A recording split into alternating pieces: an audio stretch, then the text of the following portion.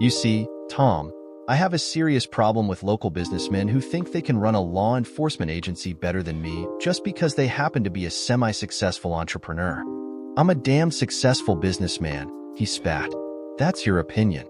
But the fact remains that you don't have a damned clue how to run the sheriff's office. The citizens of this county need this new public safety center. The police outgrew their offices years ago. The fire department operates in a building that has been added onto like a jigsaw puzzle from when it was built during the time they still used horses. And I don't need some jackass to come along and try and talk the public out of voting for this plan. Jackass like you. Tom was still trying to regain his composure.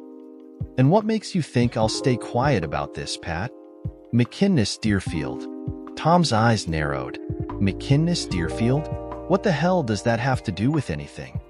It was time to drop a bomb of reality on Tom Wellington. You had a growth fund that you started in your office that was stocked around 90% with shares of McKinnis Deerfield. So, I'm a financial planner and securities trader, Pat. I have numerous funds that my clients purchase shares of for their retirement plans. Yes, you do, I continued. But McKinnis Deerfield was different. McKinnis Deerfield was once one of the fastest-growing energy companies in the country, having developed numerous and highly profitable oil fields up in North Dakota and highly profitable gas fields out in Wyoming. What does their success have to do with this, Pat? It has to do with you, Tom. I know for a fact that you graduated from the University of Oklahoma with Derek McKinnis, the CEO of McKinnis Deerfield and the son of the co-founder of the company, Devlin McKinnis. You and Derek also happen to be fraternity brothers in Tau Kappa Epsilon. Furthermore, I continued, I happen to know that you and Derek McKinnis continued to remain quite close over the years. I also happen to know that you owned almost 40% of the McKinnis Deerfield stock in your growth fund. Tom was calming quickly. I could tell that he was amazed by how much I knew about his McKinnis Deerfield connections, although he tried to throw me off. What do you think you know about my investment funds, Pat? I've never seen you in my office. You've never bought one piece of stock from me. How could you possibly know anything about my business? Because I make it my business to know these things, Tom. And because of the fact that two of my deputies, Lance Bowe and Russ Daniels, happened to buy into that stock and lost over $10,000 each. That might not be a lot of money to you, Tom, but it's a hell of a lot for a law enforcement officer. Last fall, just before the election, McKinnis Deerfield unexpectedly filed for bankruptcy. It all centered on a major embezzlement that was perpetrated by none other than Devlin McKinnis, the co-founder himself. He's in his mid-80s and knew damned well he was never going to see the inside of a prison cell at his age and state of health. Big deal, Pat. That made news around the country. You're not telling me anything that everyone doesn't already know. Yes, but what everyone actually doesn't know is that you sold every last piece of stock that you owned in McKinnis Deerfield personally and then completely divested everything out of your hedge fund that was heavily invested in McKinnis Deerfield and left your local investors holding the bag. Selling stock is not a crime, Pat. But selling stock within 48 hours of a major energy company filing for bankruptcy and facing major federal fraud and securities violations is a crime, Tom, especially when you were forewarned about the events ahead of time. They have a name for that, Tom.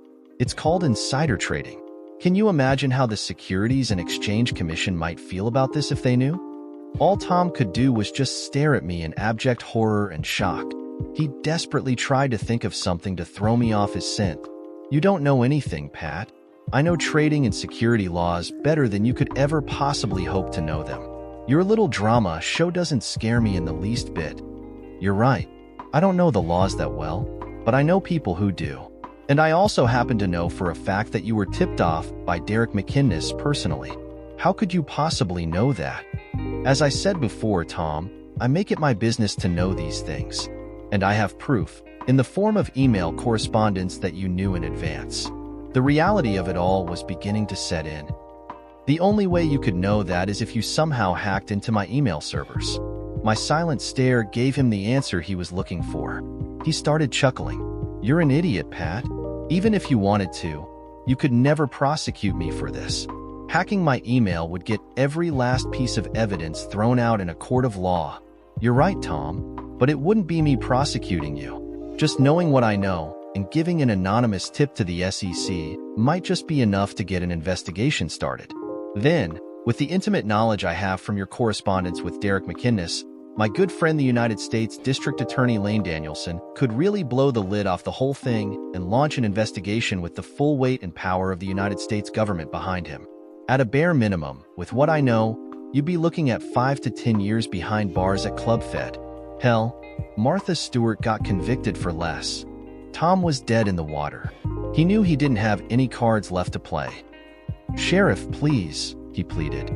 "Oh, now you're going to address me by my lawful title? We were on a first-name basis just a minute ago. Sheriff, I'm asking you. No, I'm begging you. Please, don't turn me in. This will ruin me. I'll do anything you ask me to. Okay, if this is about me seeing Clarissa, then... Oh, please, Tom. This isn't about Clarissa. She and I are divorced. She's free to see whoever she wants to, even a douche like you. What I want, Tom, is for you to keep your goddamned mouth shut. I want you to mind your own business for a change and not try and chat me up in public so you can trash all my efforts for making this community safer. And your days of running for sheriff are over. I understand, Sheriff. In my exuberance and enthusiasm for wanting to give back to my community, I may have overstepped my bounds, okay? Maybe we can work together on this. If you show me your plans for the new public safety center, I'd be happy to give you any assistance you might need. Oh, stop groveling, for God's sake. I don't need your help. My plan is just fine the way it is. I just need the public's support in getting it past this fall. And it won't be as expensive as you think. I have a great feeling that I'm close to landing a grant that will pay for a huge part of it. Oh, that's great. Just great. Really, really tremendous, Sheriff. Tom was in full suck-up mode now. Just mind your business, Tom. This is the only warning you're gonna get. Piss me off one more time, and your bum is headed to Leavenworth. I turned and headed back down the alley to return to the carnival. As I rounded the corner, I could see Tom Wellington squatting down with his back against the wall and his head in his hands, obviously coming to grips with his near brush with a lengthy prison term. Truth be told, I have absolutely no idea whether Tom would have gone to jail. If I had to put money on it, I'd probably bet against it, actually. I didn't know Lane Danielson as well as I let on, either. We had only met briefly last year on a meth case that had gone to federal court for trafficking. The evidence would have made the trial a slam dunk, so my interaction with Danielson was minimal as the defendant pled out. No trace of hacking into Tom's network could actually be traced back to me. Tanya had made sure of that. And I had no idea how much weight any hint of mine would carry in launching an SEC investigation. Tom only made about $3 million by selling off his stock in McInnes Deerfield. That's a lot for a town like Red River Falls, but the SEC wants the really big fish, like Bernie Madoff, who rip off people for billions. But it was still helpful to keep Tom quiet, as he seemed to be the only one serious about challenging me, even though the election was still over 3 years away. I just didn't need any roadblocks for the Public Safety Center referendum. Just as long as Tom thinks I can get him in a heap of trouble, that's just as good as actually doing it. All government offices were closed through Memorial Day, so it was nice not to have to show up to work again until Tuesday morning. While most people got to enjoy a nice long weekend for the unofficial start of summer, our patrol watches were conducted strictly by the books. I was more than a little surprised on two fronts when I got into work. First, I was surprised that our email servers were actually working and I could get caught up on official correspondence, which also meant that my morning was pretty much shot. Secondly, I was actually surprised to see a short email from Clarissa. "Patrick, I apologize for not telling you about Tom and me. I'm not really sure what to call it at this point, but dating or a relationship doesn't quite fit yet. Not really sure I even see it getting to that point, to be honest. But I regret not giving you a heads up. It was a surprise to see you, but a pleasant one. I'm surprised to say this, but I enjoyed meeting your fiancé. Shannon is lovely, and I hope she makes you happy." The email definitely explained why Clarissa seemed uneasy about being in my presence with Tom at the carnival, especially Tom's attempted displays of affection. And I can only guess that Clarissa emailed me to spare me any discomfort at texting me under the possibility of receiving it in Shannon's presence. Perhaps Clarissa really was regressing from the twat she had become at the end of our marriage and morphing back into something resembling a human being. No sense letting my guard down, though. "Clarissa, thank you for the note, but it isn't necessary. You have no obligation to explain your personal life to me, although I appreciate the sentiment. It was nice seeing you, Caroline and Martin as well. Patrick. I wasn't expecting any kind of a response from her immediately because of the fact that she had emailed me instead of texting. But almost immediately after I sent the email, I heard a beep indicating that I had a new message in my inbox. It was from Clarissa and simply read, "My God, what would we do without smartphones?" My day was actually going pretty well, and I had completed my projected upcoming fiscal year's budget all the way through mid-fourth quarter when Karen Landingham poked her head in my office and told me I had a visitor. "It's Mitch Monahan." I took a deep breath and said, "Please, send him in." Mitch entered my office and closed the door behind him and took a seat in one of the two chairs directly in front of my desk. I swiveled around from my computer and faced him from a position of power behind my large flat fake mahogany desk from Staples. "Mitch, good to see you," I said, trying to be congenial. "What brings you by?" He let out a long, slow breath and stared at the floor as he spoke. "Well, Pat," he started, clearing his throat, "I had a long weekend to think about everything that happened with Dean last week, and I wanted to come by and say that I think you were right and I wish that we had handled things a little differently." I nodded thoughtfully. "Thanks, Mitch. I appreciate that. You're absolutely right, Pat, that our employees are our most important resource in any organization. And I violated that. I obviously let you down, but, most important, I let Dean down, I guess." Mitch said it seemed obvious to everyone that something is very wrong with Dean, and I thought maybe we needed to see if there was something we could do to help him. His entire job is based on providing professional assistance to every elected official and department head in the county. We need to be there for him when he needs us, too. That's what I wanted to talk to you about, Pat. I saw Dean over the weekend, during the festival. So did I. He really looked like hell, Pat. I know. Did he say anything to you? No. He wouldn't. I said hello, and he just looked right at me and then went after his kids. Did he seem angry? No, not really. He had more of a hurt expression than anything. For a moment, I thought maybe he was going to burst into tears if there hadn't been so many people around. Yeah, he kind of looked that way when I saw him, too. Did he talk to you, Pat? No, he was focused on his kids, like you said. He just nodded hello to me when I waved at him. Mitch leaned in closer. Pat, the supervisors and all the other elected officials are really leaning on me. They want to see changes made. Dean called in sick today, and both the county treasurer and county recorder are pissed. Dean was supposed to have upgraded their computer operating systems with the latest version of Windows in order to be compatible with new tax software from the state. They were supposed to be online with that no later than today, and that was only because we were given an extension. I closed my eyes and let out a breath of frustration. Pat, he continued, I need you to talk to Dean. He's down to his last chance here. If that upgrade for the treasurer and recorder isn't completed by close of business Friday, I'm going to have to fire Dean. Now look, Dean is. I don't have any choice, damn it. Mitch interrupted.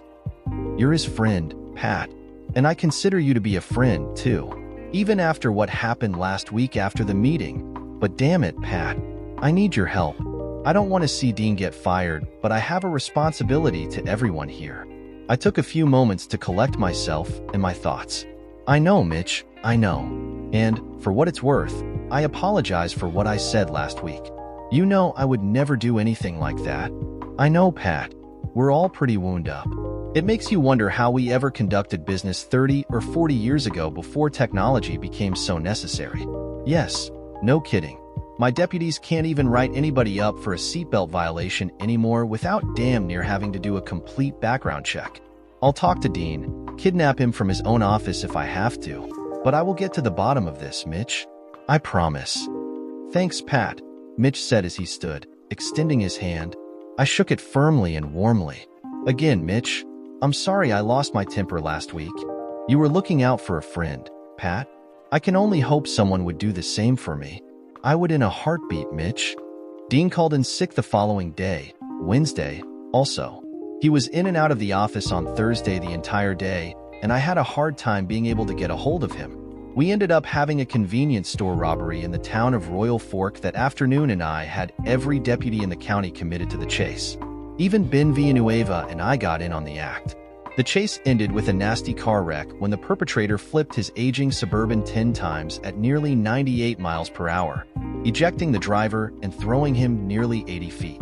Needless to say, he was killed instantly. But none of my deputies were injured and no other civilians were, either.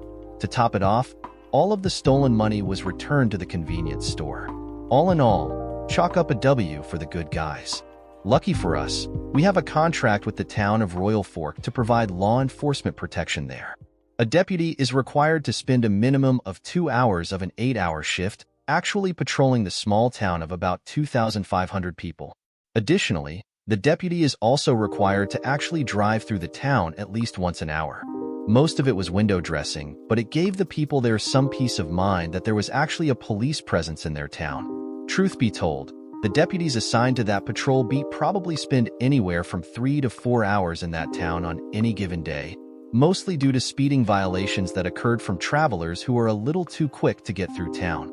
As such, the small town was actually a fairly good source of revenue for the county. Friday morning, I found Dean Strobe in his office on the lower level of the courthouse around 10 o'clock. The poor schlub was almost 2 hours late for work, which was another strike against him. Somehow, having an office in the basement of the building seemed kind of fitting for Dean, given his recent behavior. "Hey, Dean," I said, knocking on his door and letting myself in. "Got a minute?" I'm really busy, Pat. Got a lot of catching up to do. Did you need something right away?" "No, not really," I said as I took a seat. Dean's office was a stockpile of computer wiring, cables, spare parts, software containers, instructional CDs and DVDs and manuals for every piece of software or hardware owned by the county. I called it Nerd Paradise. Probably not the nicest term in the world, but it got a chuckle out of Dean the first time I said it years ago. "Actually," I continued, "I was wondering if you and I could get together for a bit this afternoon towards the end of the workday." I don't think so, Pat." "Why not?"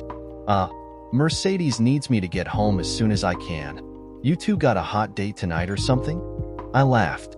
Dean looked at me as though I just pulled a gun and shot his puppy in the head. My smile disappeared instantly.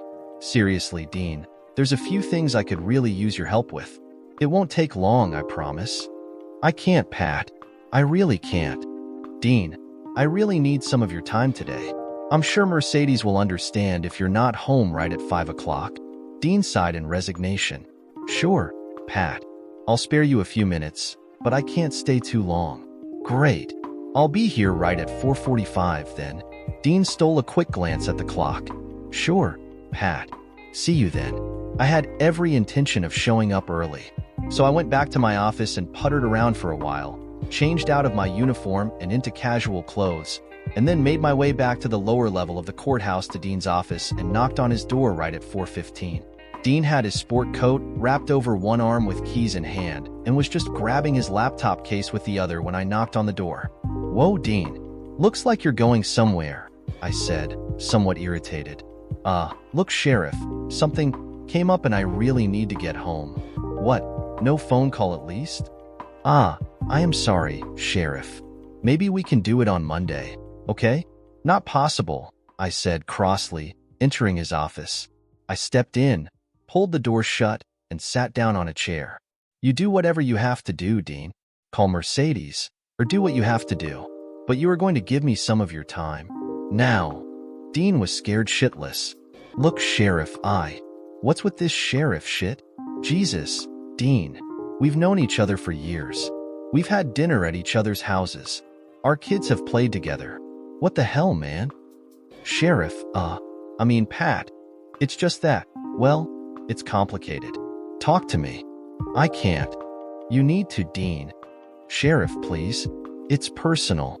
"Yeah, well, it's affecting your work, Dean. And when your work starts to affect my work and the work of every county employee and elected official, it isn't personal anymore." Dean had absolutely no answer. "Put your stuff down, Dean. Grab your coat and follow me. We're going for a ride." "Pat, really? I can't."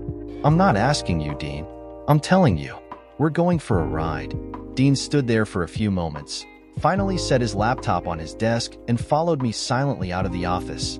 He locked his office with shaking hands, pocketed the keys, and then followed me outside to my personal vehicle, My trusty Royal Blue F-150 Lariat crew cab.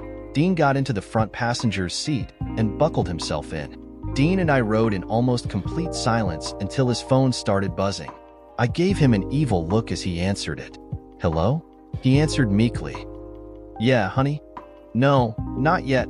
The sheriff came to see me at the last minute. He needs me to help him out with a small crisis. I'm not sure, honey.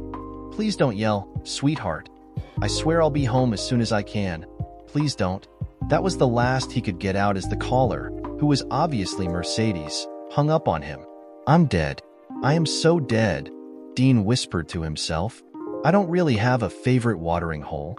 Truth is, I don't drink that much. But I do enjoy a pint of Killian's every now and then, especially when I'm watching a game." The Minnesota Twins were playing an early doubleheader tonight up in Toronto, and I wanted to catch the opening pitch. Never one to drink alone, I figured I might as well drag Dean along with me and see if I could get him to open up to me. So we pulled into the End Zone, which is a local popular sports bar and grill in Red River Falls. I got out first and waited as Dean reluctantly exited from my truck. We went inside and seated ourselves at the end of the bar and facing one of the nearly 40 flat-screen TVs in the place. I ordered my usual Killian's Irish Red and told Hal, the bartender, to get Dean whatever he wanted. "I'll just have a club soda and orange juice," Dean said meekly. Hal rolled his eyes and went to retrieve our drinks. "This is a great place to watch a game, Dean. Best in town. I love coming here to hang out and watch the Twins, Vikings, and Wild play. Next best thing to actually being at the game." Dean just sat there avoiding eye contact with me. "Do you follow any teams or sports?" I asked. Dean just shook his head no. Hal returned soon with our beverages. Dean sipped at his virgin screwdriver while I took a good pull of my delicious nectar. "Did you know they have over 140 different types of beer here, Dean?" Again, he shook his head no. "True story. In fact, you get a t-shirt once you've tried every single one of them. I have about 120 beers to go before I get a shirt, though," I chuckled. I did my best to continue making idle chit-chat and tried to get Dean comfortable. I tried to make small talk. I told boring stories. I told some really bad jokes. Nothing was working, so I finally decided that I would have to just take the direct approach. "Dean, I need you to tell me what's going on." "Nothing, Pat. I just haven't been feeling well lately, that's all." "Bullshit. You've been gone from work 18 days in the last 2 months. That's a little more than not just feeling well. Even when you are at work, you are pretty much despondent, disengaged, and act like a zombie. Your work has suffered tremendously. Your coworkers are getting down to their last nerve trying to work with you. Your work directly affects everyone else in the county." Dean just sat there, listening to my words, but not responding. "I need you to say something, Dean. I need you to tell me how you're going to snap out of it. I need to hear you tell me you have a plan for making things right." Dean looked away, and so did I. We had been at the End Zone for over an hour, and I was no closer to finding out what was going on with Dean than I had been when we started. "Dean, please. I'm begging you. Whatever is going on with you, we can work it out. Don't you understand? I want to help you, Dean. I'm your friend. I'm someone you can trust. Whatever the problem is, we'll solve it. Together." Dean took a half-hearted sip of his beverage. He still said nothing. His body sat on that bar stool, but his mind and soul were light years away. I couldn't tell if anything was registering or not. I tried hard to keep my emotions in check, but a surge of anger and frustration was starting to well up inside, and I didn't know if I'd be able to hold it back before they consumed me, and I gave up on Dean in utter frustration. "Jesus, Dean," I implored. "I can't help you if you don't let me. And I can't help if I don't know what is going on. I'm begging you, Dean. Please, for the love of Christ, talk to me." Nothing. An invisible wall was building up, and I had little time to crack it before it became impenetrable. I had to find something to shatter it with, and that thing was the truth. "Dean," I said, leaning closer, "please tell me what's going on. What's happening with you?" "Nothing, Pat," he finally answered. "I'll be fine. You'll see come Monday." "Dean, there isn't going to be a Monday unless you level with me right now. They're going to fire you, Dean. For all intents and purposes, you've already been fired. I had to beg Mitch Monahan for 20 minutes this morning to let me give it one more shot. I'm begging and pleading with you, Dean. Please let me help you, okay?" A single tear rolled down Dean's cheek, and he looked away in shame. He sat there just trying to compose himself, and wouldn't look at me and wouldn't say a word. Finally, after about 10 minutes or so, I gave up. I had to resign myself to the fact that I couldn't help Dean if he wouldn't let me. I left a $20 bill on the bar and stood up. "Sorry, Dean. If you won't let me help you, then it's out of my hands." I turned and started walking out to my truck. "All right," Dean shouted, sniffing and trying to compose himself. "All right, Pat, you win. Just please don't let them fire me." "I can't get fired, Pat. Please. I'll tell you anything you want to know." I turned and stared at Dean for a few moments. Convinced he was serious, I walked back to my seat. "All right, Dean. I am listening." Dean sat up straight and summoned some inner strength, drying his eyes. "Pat, if I'm gonna do this, I'm gonna need something stronger than club soda and OJ." I nodded to the bartender. "What can I get you guys?" Hal offered. "Another Killian for me, and whatever Dean wants." "I'll have a rum and Coke," Dean orders. "Heavy on the rum and light on the Coke." Hal nodded with a smile and went to fetch our quaff. "Okay, Dean, I am listening." Dean took a series of deep, rapid breaths and was nearly on the verge of hyperventilating. "Easy, Dean. Take it easy. Just take your time and tell me what's on your mind. I'm here to help you, not judge you. Okay?" Dean nodded and seemed to calm some. Our drinks arrived and Dean took a long, steady pull from the rum and Coke and winced as the liquor burned its way down to his stomach. He sat there for a few moments, letting the alcohol get into his system and fuel his courage. Then he turned to me and opened the dam. "I'm not a man, Pat." "What do you mean by that, Dean?" "I mean, I'm not a man. I'm a wuss. Whatever you want to call it. I've sucked at dealing with women my entire life. My father committed suicide when I was 14, Pat. I was stunned at the revelation. My mother was beautiful, but she was an alcoholic who treated him like shit and screwed every guy possible. If it had pulse and a tool, my mother probably slept with it. Jesus, Dean, I can only imagine. For my father, death was his only escape. He bailed on me when I needed him the most in my life. The worst part is, after my dad killed himself, most men in our town wanted nothing more to do with my mother. I think they saw her as damaged goods. I don't even think of my dad's death as a suicide anymore. Really, I think of it as him dying of humiliation more than anything. Dad left us a sizable insurance policy, and that's pretty much what we lived off until I graduated high school. My mom went through a period of grief, although it was probably guilt at how she treated him more than anything. At least she felt something after he died. I'm so sorry, Dean. I had no idea about your dad. I haven't even spoken to my own dad since my mother died a couple of years ago." Dean gave me a weak smile of appreciation. Hal returned with a fresh rum and Coke for Dean, and he immediately took a long drink. The alcohol was definitely having an effect, and the walls were quickly coming down. My heart was genuinely aching and breaking for Dean. He had to have been so vulnerable and confused after his father's death. "It's a simple question, Dean. Are you ticklish or not?" Yeah, I am actually," he said, wondering where I was going with this. "Have you ever in your entire life been tickled so hard that you almost had tears pouring out of your eyes?" Dean smiled. "Yeah, my dad used to do that to me sometimes when I was little. I'd beg him to stop and he'd keep on going. Did you like that, or did you hate it? Because I always hated when my sister Beth would do that to me when I was little, too." "Yeah, I guess I hated it at the time, Pat." You hated it. That's to be expected. But let me ask you this. What were you doing the entire time your father was tickling you senseless?" Dean thought for a moment. "I dunno. Laughing, I guess." "Yes, you were almost certainly laughing hysterically." Dean cried softly, nodding his head. "What happened to you was not your fault, Dean. Understand?" "I know, Pat," he said, drying his eyes. "Just been carrying all of that shit for a long time." Just then, Hal the bartender came over. "Everything okay, Sheriff?" "Yeah, everything's fine, Hal. In fact, why don't you bring us another round?" "Sure thing." A minute later, he was back with our refills. "So," I said, trying to change gears, "do you want to tell me what that phone call between you and Mercedes was all about on the way over here?" "Oh, God, Pat. I don't even know where to start with her. Take everything that happened with my mom growing up and magnify it times 100, and you've got all the shit I'm dealing with over Mercedes. Like I said earlier, Dean, I'm not here to judge. I'm here to help. Dean took a long sip of his drink.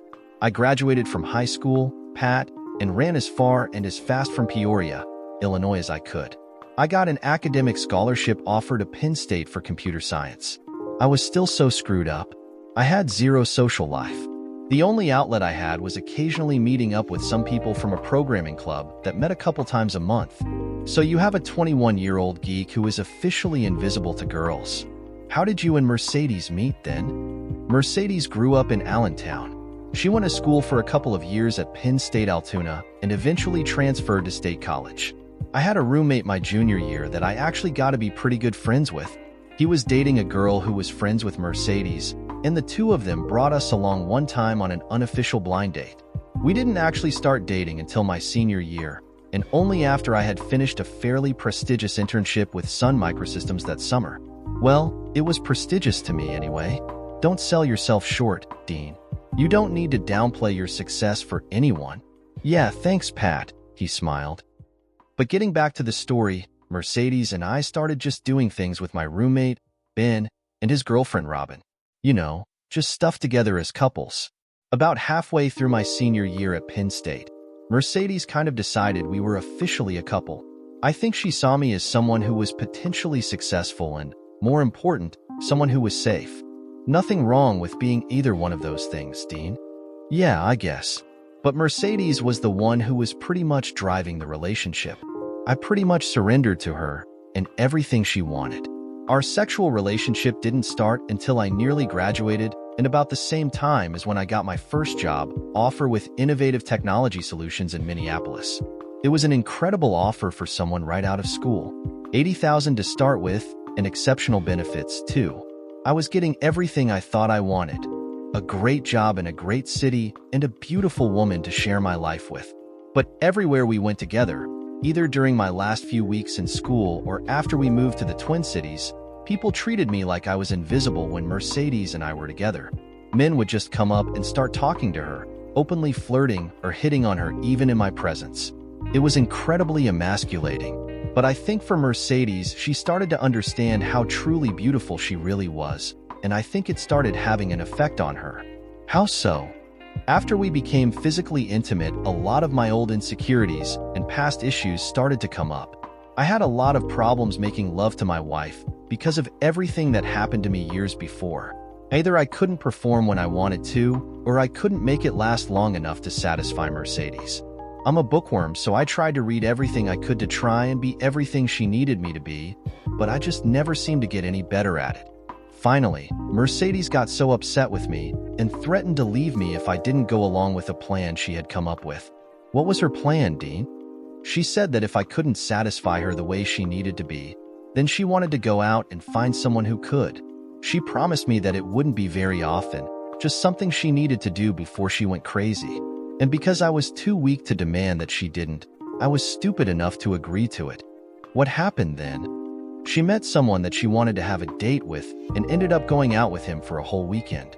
When she came home, she was absolutely insatiable.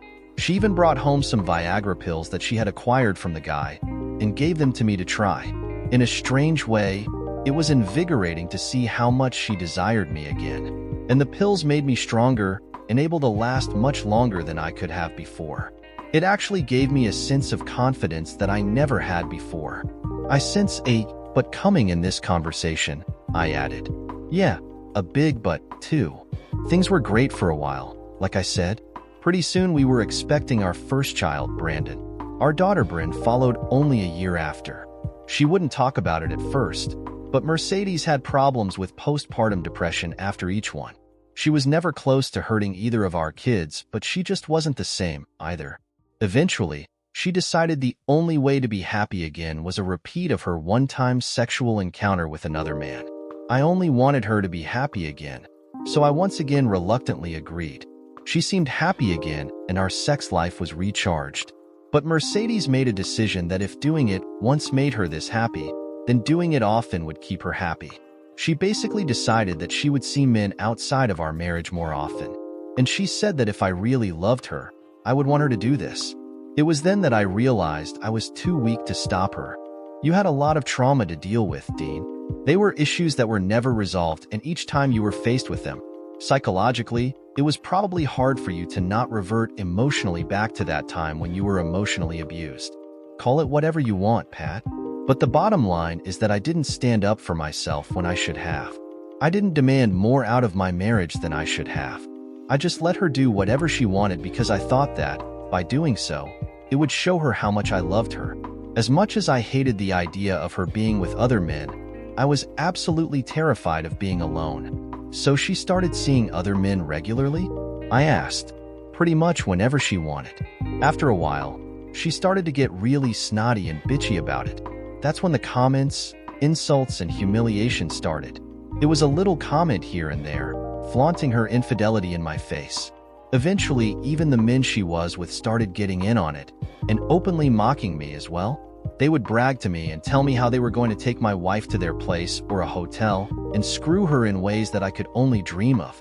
At least Mercedes and I were still having sex together back then. She would often go on her dates and come home and want me to have sex with her again. But then that devolved into only giving me B-job or finishing me with her hand and only allowing me to perform B-job on her. She began to see one man exclusively. His name was Derek Wittrock. Worst of all, he was one of my supervisors at ITS. Derek eventually insisted that Mercedes stop having sex with me altogether. Sometimes, they would insist that I be present when they had sex and that I was only allowed to please myself as I watched them. It didn't excite me at all, Pat. I couldn't even perform that minuscule sexual function, and that just gave them more fodder for humiliating me. I couldn't believe what I was hearing from Dean. I thought Clarissa's treatment of me was bad enough, but it paled in comparison to what Dean had to go through. Did you ever tell anyone about this? How long did their affair go on? I asked. It lasted over 2 years. It only ended shortly before we moved to Red River Falls.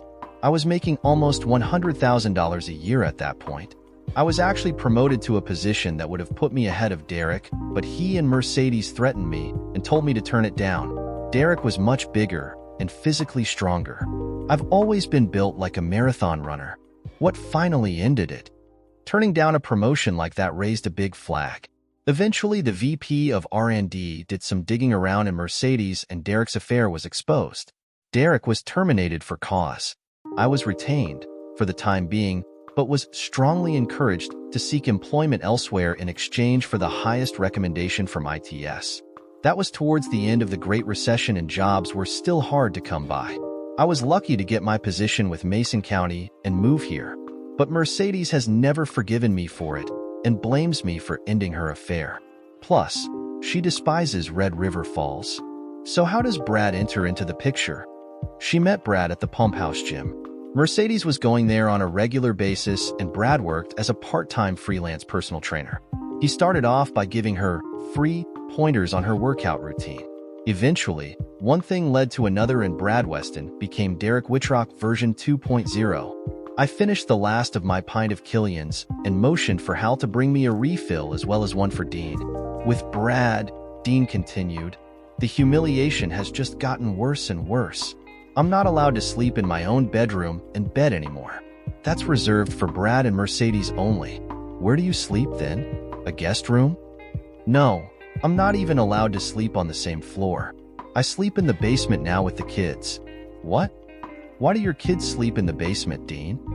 Once again, Dean broke down crying and broke down hard.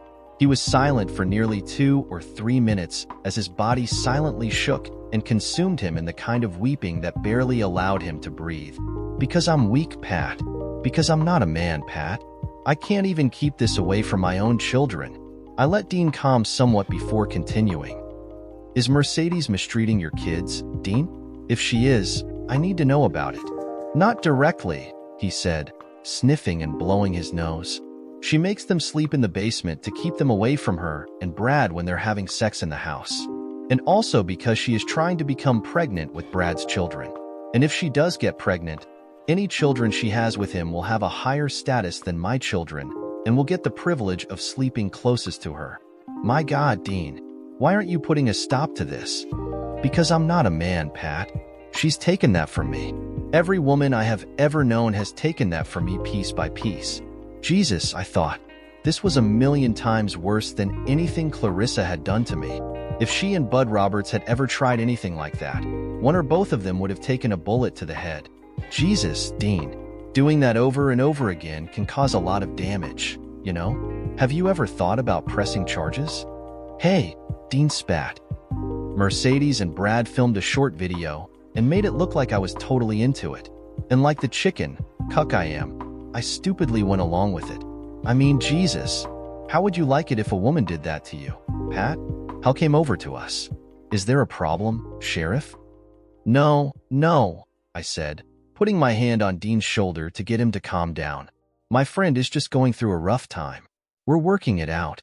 Hal eyeballed Dean for a bit. All right, but keep him in line.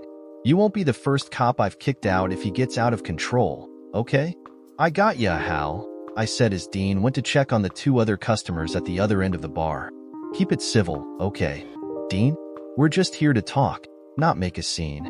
My wife has already made a scene, Pat. She's turned me into the biggest laughingstock in Red River Falls. Did you see how she humiliated me last weekend? I sighed. Yeah, I saw it. But let me ask you a question. What are you going to do about all of this? Are you just going to take it? Or are you going to do something about it? Everything she is doing to you fits the definition of domestic abuse to the very letter of the law, and then some. Dean whimpered again. I don't know, Pat. What can I do? Who would believe me? If you give me a shot, Dean, I can help you with all of this. But you can't leave me hanging either. I can help end the abuse and get you out of a shitty situation and get you all the evidence you'll need. But you've got to be invested in it 100%, both physically and emotionally. If you really want to beat this, you've got to give it everything you have, okay? Dean thought for a few moments. I give in, Pat. I'll do whatever you say. If not for me, then at least for Brandon and Bryn, my kids. I nodded in agreement. Yes, you do. Let me make a couple of phone calls, okay? Who are you calling? Dean asked. First, I'm gonna call my fiancée Shannon to come pick us up and give us a ride home, as I'm pretty sure neither of us are in shape to drive. And second, I'm going to call in some people who can provide some black ops kind of help to get you out of this situation once and for all, okay? Shannon picked me and Dean up from the end zone, as neither of us were remotely in any shape to drive, me from 6 tall pints of Killian's and Dean from about 10 rum and cokes. I had her drive us straight to Dean's house and park about a block away. A second call to Chris and Tanya was done with the purpose of meeting us there. We parked down the street because Dean had no idea if Mercedes would be home or not. At first glance, it appeared that she was gone. Our assessment was confirmed when Dean gingerly approached the front door of their decent-sized ranch house and had to let himself in by unlocking the door. Had Mercedes been home, the door surely would have been unlocked, as they lived in a pretty decent neighborhood in southwest Red River Falls. The 5 of us walked in the house and Dean spied a note left for him on the kitchen dinette table. He picked it up and read through it as the rest of us milled about between the kitchen and living room. You have a lovely home, Dean, Shannon complimented. I have to say Mercedes keeps it beautiful and spotless. No, she doesn't, Dean corrected. I keep it beautiful and spotless. Oh, I see, Shannon said, embarrassed. Mind if I ask what Mercedes said in the note, Dean? I asked. See for yourself, he half mumbled. I am so screwed, he said, sitting down at the table and burying his face in his hands. I picked up the handwritten note and read to myself. Hey, a-hole. You had no right to try and ruin my plans for tonight. How dare you? You knew Brad and I were planning on this night for over a week. You knew you were supposed to be home right after work. You are the most selfish and self-absorbed person I know. All you do is think of yourself and no one else. Do Brad and I mean nothing to you? Is that how little you think of us? Luckily, I was able to find someone to sit for the kids, and they are staying at the Spawn's house this weekend. I suggest you use the time you have to yourself this weekend to think about what you've done. I guarantee Brad and I will be spending some of our time this weekend, the few moments when we are not having mind-blowing and earth-shattering sex, to think about some appropriate punishments for you. But we shouldn't have to. You should know your place by now. Think about that while we are gone. Brad and I enjoyed a quick sex before we left. Wash the bedding so they are nice and clean for us when we get home, kitty boy. I folded the note in half and set it back down on the table.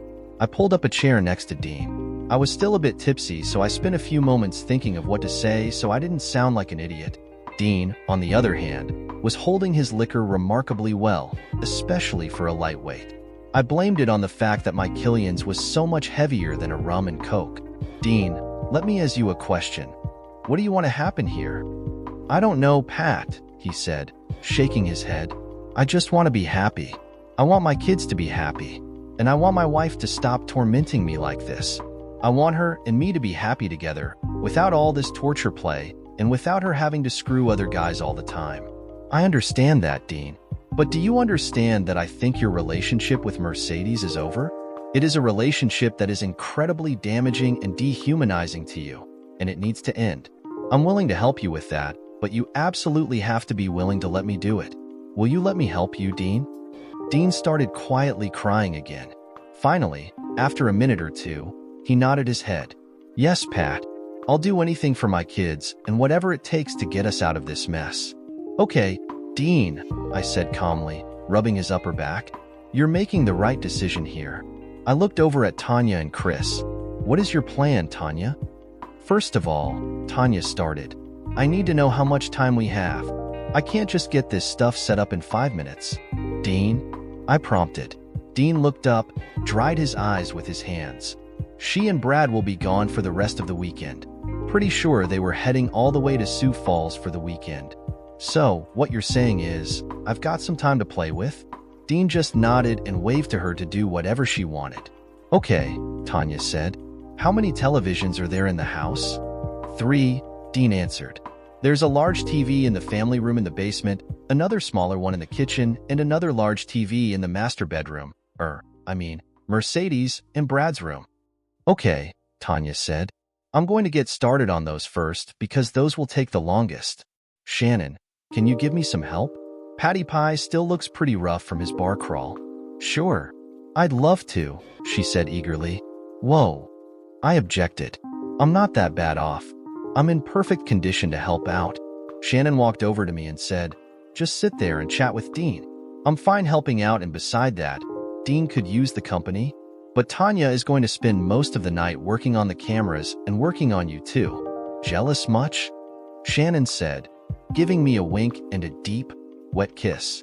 I resumed chatting with Dean and basically encouraged him to do what he could to get himself some professional help.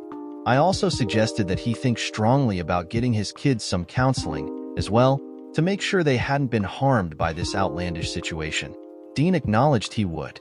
I followed Dean into the basement as he gave me the nickel tour of the house. The basement family room was quite large, with the TV and entertainment center on one end and 3 beds on the other end, just as Dean had told me at the bar. Sure enough, Dean was living in the basement with Brandon and Bryn, while Mercedes and Brad occupied the master bedroom. There was an end table and something on it. What's that next to your bed, Dean? Is that a baby monitor? Dean looked particularly embarrassed. Yeah, it is. What's the purpose of that? Dean took his time answering. That's so Mercedes can make sure I'm listening when she and Brad are, well, you know. I just looked away in disbelief and shook my head. What about the kids? Do the kids know what's going on? No, Dean said. That's another reason for the baby monitor. She makes me stay down here and watch the kids when they're home to make sure they don't go upstairs. Also, so she can talk to me and tell me everything Brad is doing to her and how it is so much better than I could ever do. Dean turned away, and it was clear he didn't want to talk about it anymore. I just couldn't fathom the idea of how a successful, educated, and decent guy like Dean could be forced to endure this kind of life. But thinking about all the things he had to endure growing up, it wasn't such a long walk to come to the conclusion that anyone can become that damaged through prolonged exposure to misery, humiliation, and domination. It had happened to Dean when he was most vulnerable, and he had never been able to escape it. Tanya, Chris, and Shannon all started to work on getting the cameras placed.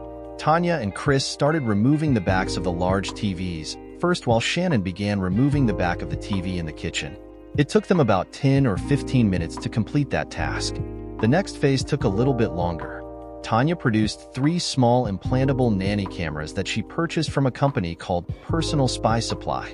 It took her nearly an hour to wire all 3 cameras into place. Since all 3 of the televisions were smart TVs, she was able to link all 3 of the cameras to an online program that would literally enable Dean, or anyone he authorized, to be able to view real-time footage from the cameras from literally anywhere in the world. She also supplied Dean with a 1 terabyte external drive that was set up to record hours and hours of video feed from the cameras. But Tanya wasn't done yet.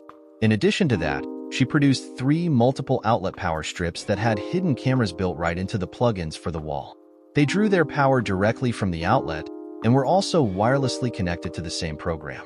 Tanya also replaced 3 smoke detectors in the bedroom, basement, and living room that contained cameras as well. She even changed out the thermostat for the HVAC system with a nearly identical one that, yep, you guessed it, contained a hidden camera and still provided full controls for the HVAC system, along with a carbon monoxide detector in the kitchen that had its own camera as well. As a final touch, Tanya gave Dean a digital picture frame that also included a hidden camera. Tanya suggested that Dean give the frame to Mercedes as a peace offering when she got home. Might be worth a shot, Dean conceded. I'll tell her she can fill it full of pictures of her and Brad. Maybe that will make her happy. It was nearly 10 o'clock by the time Tanya finished everything. I never would have guessed that she could do something like all of this, but she never ceases to amaze me.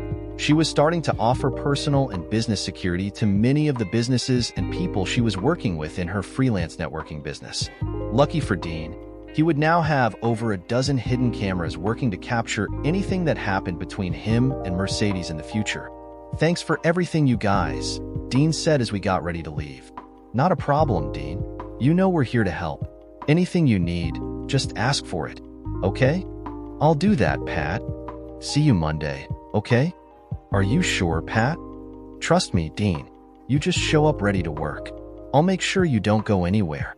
Just make sure that when you are at work that you are busting your bum for everybody. Don't be late and don't call in sick, no matter how much you want to, okay? I promise. Okay. See you first thing Monday morning. I woke up Saturday morning with a good hangover and a splitting headache. Shannon was perfect through the whole thing and never chided me once for it.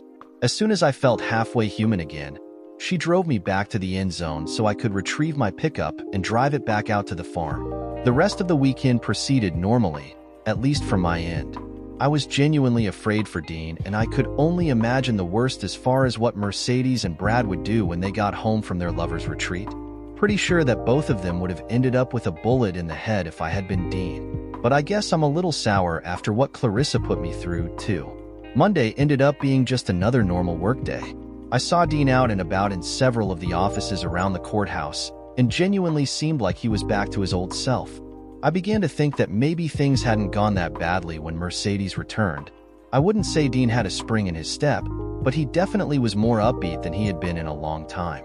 Tuesday morning, however, proved that one can never make assumptions, and any hope that Dean was out of the woods was quickly extinguished as he frantically made his way into my office around 8:30. He looked scared shitless and absolutely shell-shocked. His hair was a mess. His clothes were visibly filthy, and he smelled like he hadn't showered since Sunday. He immediately closed the door as he came in. Pat, I made a terrible mistake. I shouldn't have told you all that stuff. You need to help me get rid of all those cameras. If Mercedes finds them, I have no idea what she and Brad will do. Okay, calm down, I said, trying to be soothing. It wasn't helping. No, Pat, you gotta help me get rid of all that stuff, please. Dean, you need to calm down. Now. Exasperated, he flopped into one of the chairs in front of my desk and ran his hands over his face and through his hair. I could tell his face was flushed and his heart must have been racing 100 miles an hour. Okay now, Dean, tell me what's going on. You seemed fine yesterday. I know, he sobbed. But that was because she didn't come home until last night. She and Brad stayed in the Twin Cities all weekend and decided to stay another night because they were pissed at me for coming home so late. Did you two get into a big fight? You could call it that, I suppose. But it was more than that. She was meaner and more vicious than ever. And because Brad was there, she knew she could do whatever she wanted, and there was nothing I could do about it. And she'll do it again, Pat, and it will be 1,000,000 times worse if they find those cameras. But they didn't find the cameras, right? No, they didn't, Pat. but I'm afraid it was just a matter of time before they do. I gave her the picture frame like Tanya said. I even programmed nothing but pictures of her and Brad on it. She liked it at first, but then she told me that nothing could make up for what I did last Friday. She put the picture frame on her side of the bed and then punished me. Punished you? I queried. Yes. What did she do, Dean? Remember, I'm not judging you. I want to help you, okay? Dean cried quietly for a few moments before answering. You have the password, Pat. See for yourself. And he got up to leave. Where are you going, Dean? Gonna try to get some work done. I know what everyone in this building thinks of me, but I'm no use to anyone if I get fired. Okay, I understand. I'm gonna watch the video, Dean, and if I think I need to get you someplace safe, will you let me take you there? There is no safe place for me, Pat. Before you go, Dean, I at least want to give you something. I reached into my drawer and pulled out some old 1990s era technology. Here, take this, I said, handing him a clunky old pager. What's this for? It's a pager, of course, but it has its own number. And, more importantly, it has a panic button on it, Dean. All you have to do is hit the red button on top to activate it. The signal is one we can triangulate on. It isn't as accurate as GPS, but it isn't too far removed either. What if Mercedes sees this? Just tell her I'm old-fashioned and that I need you to be accessible for public safety reasons. It's not even a lie, Dean. Dean paused for a few moments, staring at the pager and contemplating. Pat, you know what she wants to do to me, right? Yeah, Dean, I know. I'm not gonna let that happen, okay? I'm gonna watch the video and we'll figure out what to do next, okay? Okay, he said, and then he left my office and returned to work. I got on my desk phone intercom and rang my secretary, Karen Landingham.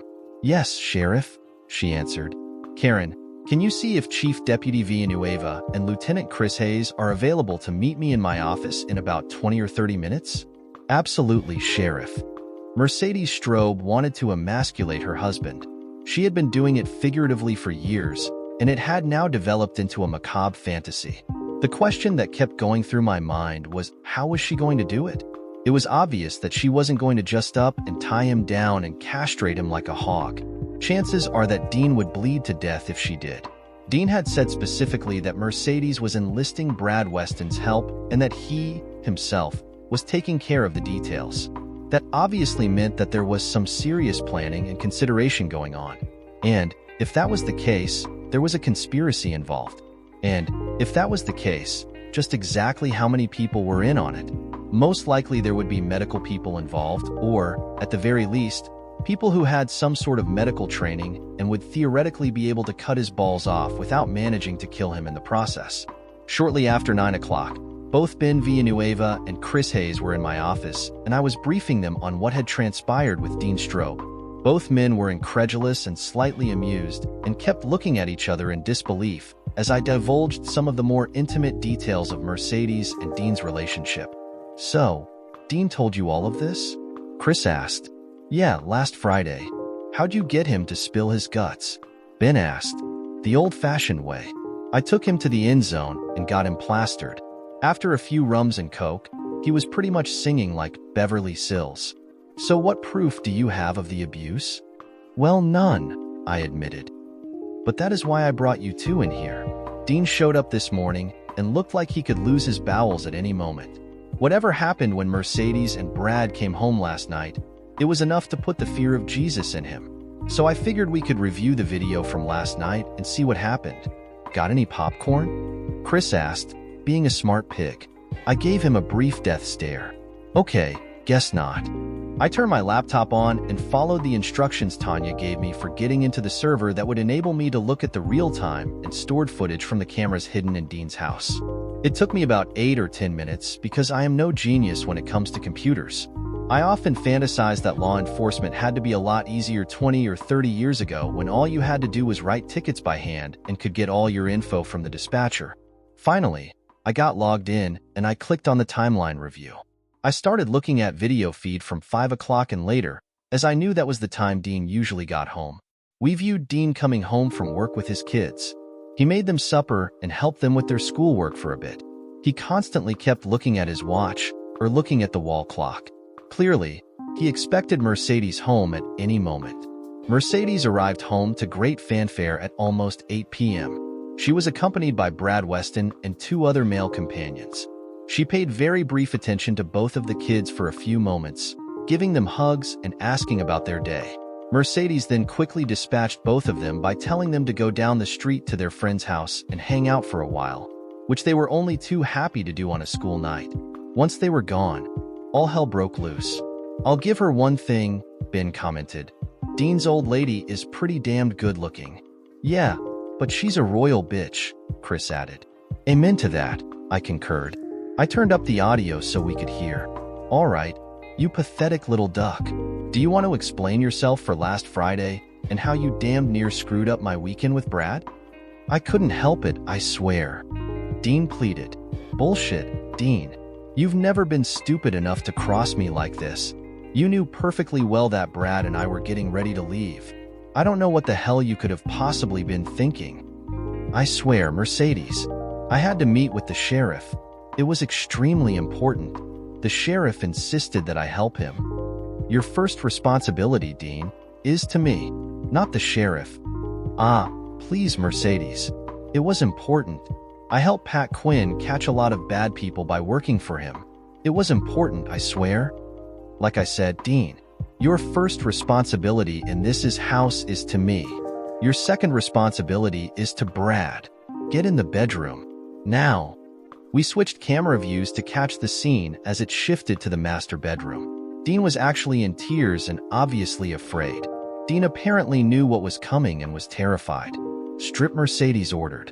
"Please, Mercedes." "No," Dean pleaded. "I'm not asking you to, Dean. Get your clothes off now." "You heard what she said," Brad threatened. "Clothes off now." Dean stood there for a moment while the 2 lovers eyeballed him menacingly. Reluctantly, Dean began to take off one article of clothing at a time, slowly, until he stood there covering his genitals with his hands, thoroughly embarrassed. "Cuffs," Mercedes barked. "Get him on now." Shamefully, Dean picked up a pair of handcuffs and applied them to himself. He was breathing so fast, almost to the point of hyperventilating. "Brad, can you give me a hand with the cable?" Mercedes begged. "Gladly," he said with a shit-eating grin. Man, I was really starting to despise that a-hole. Ben, Chris, and I watched in horrific fascination as Brad applied a D-ring to the chain linking the 2 cuffs. The chain was connected to a small strand of cable that ran to a small pulley mounted to the ceiling. As soon as Brad had the cable connected to the cuffs, he then pulled the slack from the cable until he had Dean's arms extended fully over his head. He then connected the distant end of the cable to a hook attached to the wall just outside the master bathroom. Dean was nearly fully suspended with just his toes touching the carpet. "This is what you get for almost ruining our weekend." A blood-curdling scream from Dean followed immediately as Mercedes, in all her beautiful fury, had reached back and punched Dean with a closed fist right in his junk. "Holy shit!" Chris Hayes shrieked. "Oh God!" Ben followed. "Are you kidding me?" "Easy, easy, guys," I admonished. "I can't hear what they're saying." Mercedes followed her initial assault on Dean's manhood with 4 rapid-fire knees to the groin that had Dean grunting and stifled his attempts at screaming and only left him there dangling and starting a violent coughing spell that racked his entire body. "This is what you get for forgetting your place, Dean. I told you specifically that you had better have your bum home by the time Brad and I were getting ready to leave." "What? Did you think I was kidding? Did you think this was some kind of a sick joke? Did you think there wouldn't be consequences?" "There are always consequences, Dean. You're a smart guy. Isn't that some kind of scientific thing? For every action there is an equal and opposite reaction."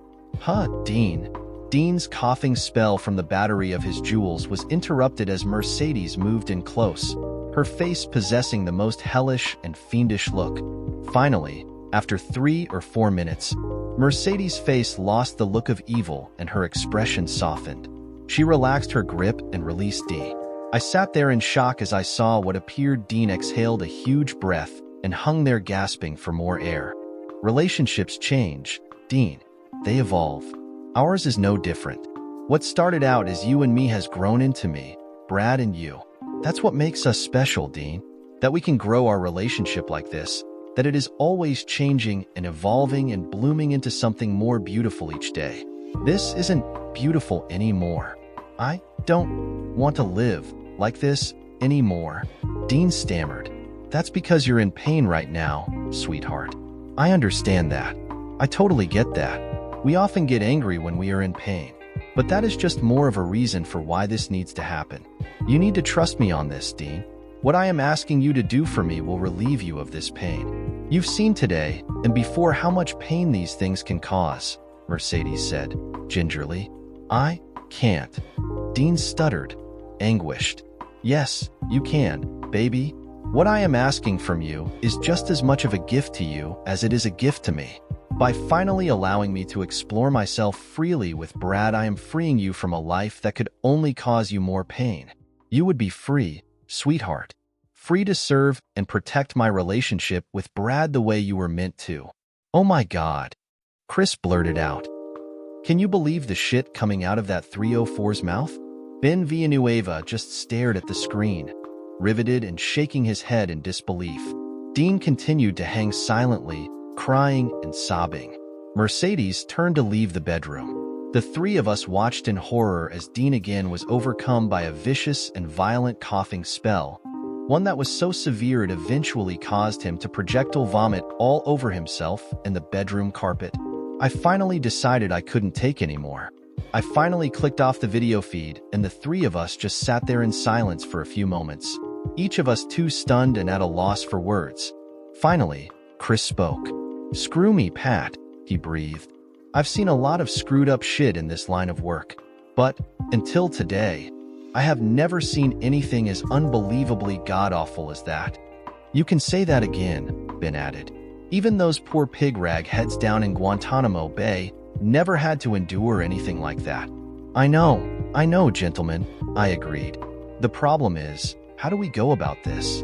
What do you mean, Pat? It's simple. We go arrest their asses. That bitch of a wife and Brad both. I get it, Chris. I'd love to. But I'm concerned that Mercedes has enough of a psychological hold over Dean right now that he would most likely cave in and do and say whatever she told him to say. I'm trying to follow you, Pat, Ben said. But where are you going with this? It looks pretty cut and dried to me. What I'm saying is, gentlemen, is that she could easily say that they are into some extreme BDSM or something like that. She could say that their relationship is one that is driven by extremes and living on the edge. They wouldn't be the first people in history to be into some extremely weird and freaky shit. Believe me, I'd love to rush over there and bust them for assault, too, but I really think it is going to be more complicated than that. Chris asked, becoming indignant. You want to arrest them for assault? That was no assault, Pat. Our friend Dean was just tortured in his own home. Assault charges don't even come close, Pat. Jesus Christ. Chris turned and started pacing the room, so furious he was about witnessing his friend's abuse. I tried to remain calm. Torture? Chris? Really? Do you want to show me where it is in the city, county, and state codes that allow us to charge someone with torture? Sorry, dude, but the best we can get them for is felony aggravated assault with a conspiracy charge and an unlawful restraint charge thrown in for a little spice. Chris stopped pacing and just stared at me. Pat's right, Ben said. He's especially right about what he said earlier, that Dean's wife has a mental hold over him. She even specifically alluded to previous sessions of this kind of abuse, and they didn't just install that contraption like that moments before they did it. If Dean really wanted to, or was even able to, he would have done something about it the first time they abused him like this. Face it, Chris, she's completely inside Dean's head. Chris sat down on his chair in front of my desk again, sighed heavily, and nodded his head in agreement. On top of everything else, what we just saw was recorded video. The events are already over 12 hours old. One of the first things Marion Lawson would want to know is why he took so long to report it, and that's only if we could convince him to go in right now, I pointed out. So what's the plan then, you guys? I mean, I don't know Dean as well as you two do, but I know him well enough to at least consider him a friend and not just a work colleague, you know? I get it, Chris. We're all upset and pissed off. But we have to be careful, too. I want to really nail that bitch and that rectal itch, Brad Weston. And I also want to make sure the charges stick when we charge them, too. What about the video then, Pat? Please tell me we didn't just install it to spy on them. No, Chris, we didn't. Dean signed all the necessary release forms for us. That's why he begged me earlier to take everything out. He knows it is all admissible. Dean's just freaking out now because he wants plausible deniability if Mercedes ever finds the cameras. She won't, you know, Chris assured me. Tanya put those cameras in there good. Mercedes and Brad would have to know exactly what they were looking for in order to find them. I have no doubt about that, I assured Chris. The first thing that I need to do is call Marion Lawson and find out how he wants to proceed with this if we can convince Dean to actually file charges. What do we do in the meantime, then? Ben asked. Every minute that Dean spends in the house with Mercedes and Brad is another minute closer to him becoming a dead person. When Dean left my office a little while ago, I gave him a pager to use. I told him to tell Mercedes that it was assigned to him specifically for me, so I can get immediate access to him if I need it for an emergency. It has a panic button on there that can give us a radio frequency location. It will be through triangulation instead of GPS, but it will give us a close fix in a hurry. Chris and Ben nodded in agreement. Let's just hope he comes to his senses first, Ben said. I'd like him to, but we all know that's not likely. Dean is a victim, but we need to remember that he may not side with us. Sure, Pat. Chris and I better get back to work. Let us know how Lawson wants to proceed with this. Will do, gentlemen. Needless to say, my conversation with our county attorney, Marion Lawson, didn't go well. But then again, none of my conversations with him tended to go well. Marion initially asked me if the folks from Candid Camera, or Punked, were going to appear soon, as he couldn't believe a word of what I told him.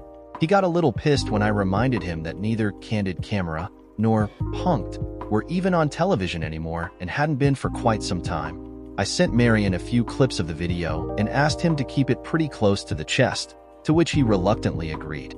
When I told him that Mercedes wanted to cut Dean's balls off, Marion replied, "Well, Jesus, I'd cut my nuts off and gift wrap him for her, just to have a chance to screw her at least once."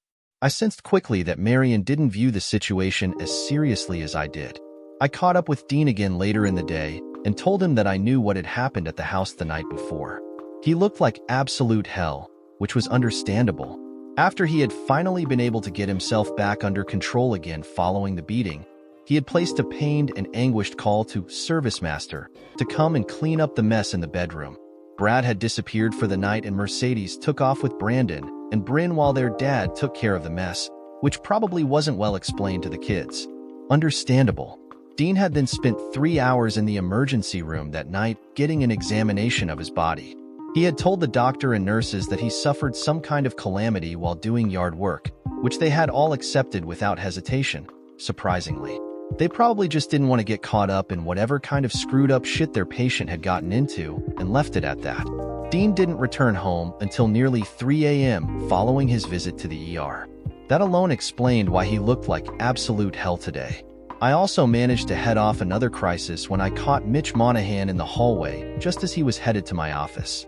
He was actually on his way to tell me that he was going to fire Dean for being late that morning, and because he seemed to be completely lost in space all day, and the elected officials and department heads were all demanding Dean's head again.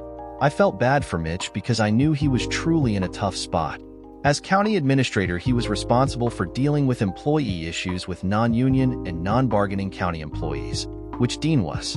As much as Dean's professional fate was in Mitch Monahan's hands, Mitch's professional fate was in the hands of the elected county officials. I repeatedly assured Mitch that I would back him 100% if any of the other elected officials started giving him a lot of grief, and to give Dean time off for family medical leave ACT of FMLA, if necessary. They can't legally fire him while he is on FMLA. Wednesday of that week came and went, and there were no major eruptions to speak of.